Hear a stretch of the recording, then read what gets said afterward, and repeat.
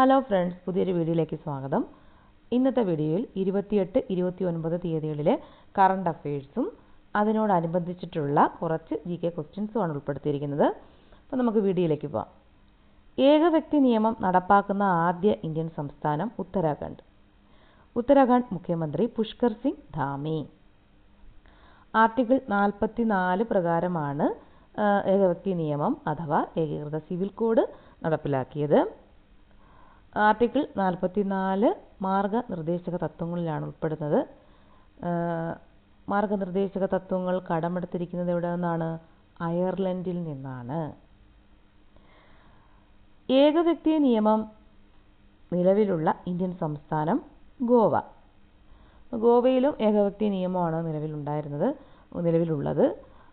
പക്ഷെ അപ്പോൾ ഒരു സംശയം തോന്നാം, ആദ്യമായിട്ട് നടപ്പിലാക്കുന്ന ഉത്തരാഖണ്ഡാണോ ഗോവയാണോ? പക്ഷേ അല്ല, ഉത്തരാഖണ്ഡാണ്. ഗോവയിലുള്ളത് പോർച്ചുഗീസ് നിയമമാണ്.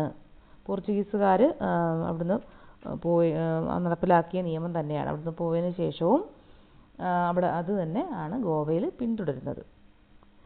അപ്പോൾ 1867 പോർച്ചുഗീസുകാർ അവിടെ ഏകവ്യക്തി നിയമം നടപ്പിലാക്കിയത് ഗോവയിൽ.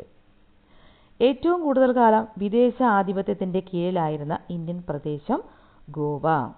ഗോവ സ്വതന്ത്രമായത് 1961. ഇപ്പോൾ ഗോവ സ്വതന്ത്രമാക്കാനായിട്ടുള്ള സൈനിക നീക്കത്തിന് പറയുന്ന പേര് ഓപ്പറേഷൻ വിജയ് ആണ്. അതിന് നേതൃത്വം നൽകിയത് VK കൃഷ്ണമേനോനാണ്. നാഷണൽ ഇൻസ്റ്റിറ്റ്യൂട്ട് ഓഫ് ഓഷ്യാനോഗ്രാഫി സ്ഥിതി ചെയ്യുന്നത് പനാജി, ഗോവയിലാണ്. അപ്പോൾ ഗോവയിൽ നിന്നാണ് അവസാനമായിട്ട് ഒരു വിദേശ ശക്തി ഇന്ത്യക്ക് പുറത്തു പോയത്. അതായത് പോർച്ചുഗീസുകാർ. ഏറ്റവും അവസാനമായിട്ട് ഇന്ത്യ വിട്ട വിദേശ ശക്തിയാണ് പോർച്ചുഗീസുകാർ. ഗോവയിൽ നിന്നാണ് പോയത്. ആദ്യമായി പ്രിന്റിംഗ് പ്രസ് സ്ഥാപിച്ച സംസ്ഥാനം ഗോവ. ഇന്ത്യയിൽ ഏറ്റവും കൂടുതൽ ഇരുമ്പയിര് കയറ്റുമതി ചെയ്യുന്ന തുറമുഖം മർമഗോവ. അടുത്തത് 38ാമത് ദേശീയ ഗെയിംസ് നടക്കുന്നത് എവിടെ? ഡെറാഡൂൺ, ഉത്തരാഖണ്ഡിലാണ്. ദേശീയ ഗെയിംസിൻ്റെ ഭാഗ്യചിഹ്നം മൗലിയാണ്. ദേശീയ ഗെയിംസിൻ്റെ ഭാഗ്യചിഹ്നം മൗലി. ദേശീയ ഗെയിംസിന് ദീപശിഖ കൈമാറിയത് ലക്ഷ്യ സെൻ. ബാഡ്മിൻ്റൺ താരമാണ് ലക്ഷ്യ സെൻ. കേരളത്തിൻ്റെ പതാക വഹിച്ചത്, ദേശീയ ഗെയിംസിൽ കേരളത്തിൻ്റെ പതാക വഹിച്ചത് PS ജീനയാണ്. ബാസ്കറ്റ്ബോൾ താരമാണ് PS ജീന. അപ്പോൾ കുറച്ച് ദേശീയ ഗെയിംസിനെ കുറിച്ച് ഉള്ള കുറച്ച് GK പാർട്ട് നോക്കാം.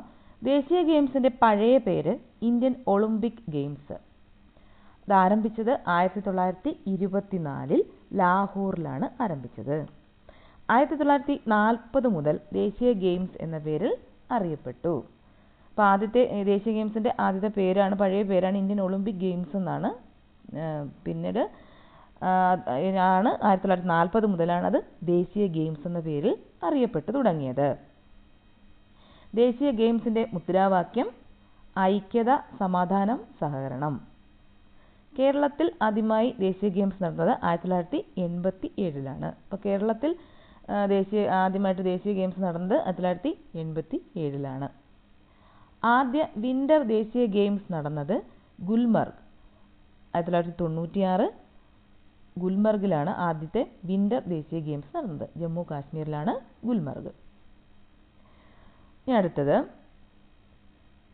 ഐക്യരാഷ്ട്ര സംഘടന 2025 എന്ത് വർഷമായി ആചരിക്കുന്നു? രാജ്യാന്തര സഹകരണ വർഷം. അപ്പോൾ 2025 ഐക്യരാഷ്ട്രസഭ രാജ്യാന്തര സഹകരണ വർഷമായിട്ടാണ് ആചരിക്കുന്നത്. അപ്പോൾ അതിൻ്റെ പ്രമേയം എന്ന് പറയുന്നത് സഹകരണ സംഘങ്ങൾ മെച്ചപ്പെട്ട ലോകം കെട്ടിപ്പടുക്കുന്നു. അതാണ് രാജ്യാന്തര സഹകരണ വർഷത്തിൻ്റെ പ്രമേയം. സഹകരണ സംഘത്തിൻ്റെ പിതാവ് റോബർട്ട് ഓവൻ. അപ്പോൾ സഹകരണ സംഘത്തിൻ്റെ പിതാവ് ആരാണ്? റോബർട്ട് ഓവനാണ്.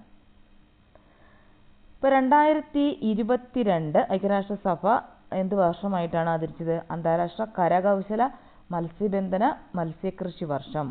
അതിനോടൊപ്പം അന്താരാഷ്ട്ര ഗ്ലാസ് വർഷം. അപ്പോൾ 2 എണ്ണമാണ് 2022 പിന്നെ ആചരിച്ചത്.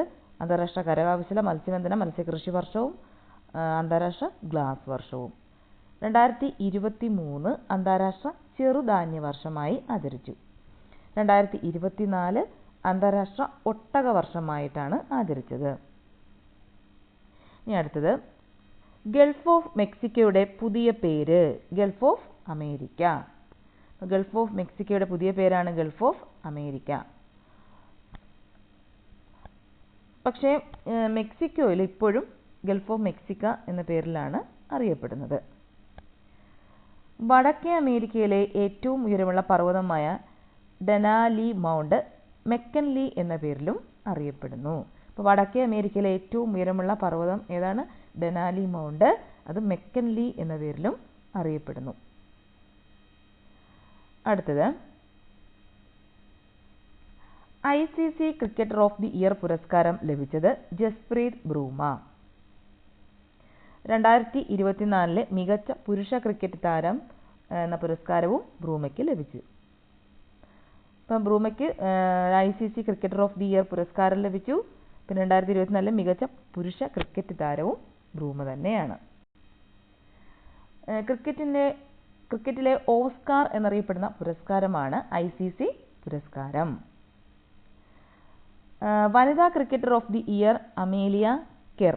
ന്യൂസിലാൻഡുകാരിയാണ് അമേലിയ കെർ. അപ്പം ഇത്രയേ ഉള്ളൂ ഇന്നത്തെ വീഡിയോ. അപ്പം ഇതെല്ലാവർക്കും പ്രയോജനപ്പെട്ടെന്ന് വിചാരിക്കുന്നു.